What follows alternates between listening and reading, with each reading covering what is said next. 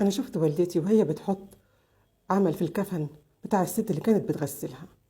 دي رسالة جات لي من بنت بتقول لي ما تقوليش على اسمي، طبعا أنا مش بقول على اسم حد. البنت دي بتقول لي إن أنا والدي ووالدتي خلفوني على كبر، وكان الناس بتقول لهم يا حجاج ومشايخ، بس هم ملهمش أي علاقة بالاسم دوت.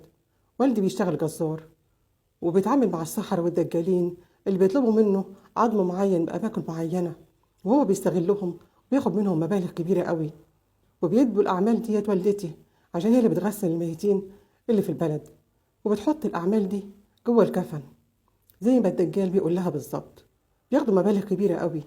وأنا لما كبرت وفهمت اللي بيعملوه قلت لهم بلاش كده، اللي بتعملوه ده حرام. لقيت إن هم متمادين فيها وبيسخروا من اللي أنا بقوله، وقالوا إن إحنا شايفين إن ده صح، واللي بنعمله محدش مسؤول عنه غيرنا. انا قلت لهم مالكوا حرام، كويس ان انا كنت بشتغل وان انا بدخل دخل نفسي عشان ما احتاجش منهم حاجه، لان عارف ان هم اللي بيعملوه دوت يغضب ربنا. والدي اللي بيقولوا لي يا حاج عمري ما شفته بيصلي ركعه ولا ماسك مصحف بيقرا منه ايه. وفي يوم خرجت رجعت لقيتهم ميتين في حريق، البيت اتاكل وهم كانوا فيه. وبعد ما ماتوا قلت اعمل حاجه تكفر عن اللي هم كانوا بيعملوه، لان انا كنت دايما بشوفهم في رؤيه وحشه جدا. كنت بشوفهم واقفين على جبل وبعدين بينطوا في حفره فيها نار. كنت ببقى نايمه سامعه صريخهم واقوم مفزوعه من النوم، قلت هم عايزيني اعمل اي حاجه انجيهم اللي هم فيه ده.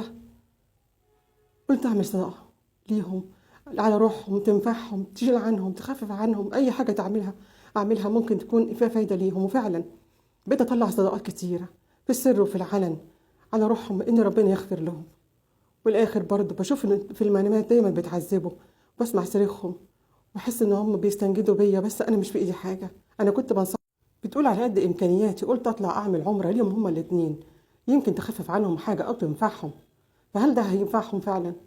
قلت لها هو فعلا النبي قال ان العمل ابن ادم ينقطع الا من ثلاث، يمكن انت الولد الصالح اللي ربنا كرمهم بيه عشان تخففي عنهم وعشان ترفع له اعمالهم.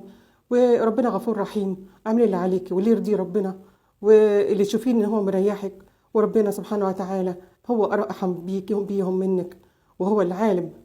ودايما انا بقول يا رب ولا نلجأ الا اليه، وعليك يا بنتي تعملي اللي تعمليه والباقي كله سبحانه وتعالى هيكون يوم الحساب، وننتظر رحمته قبل عقابه. لو عندكم حاجة ممكن تنصحوا بيها البنت دي تعملها قولوها، ما تبخلوش عليها.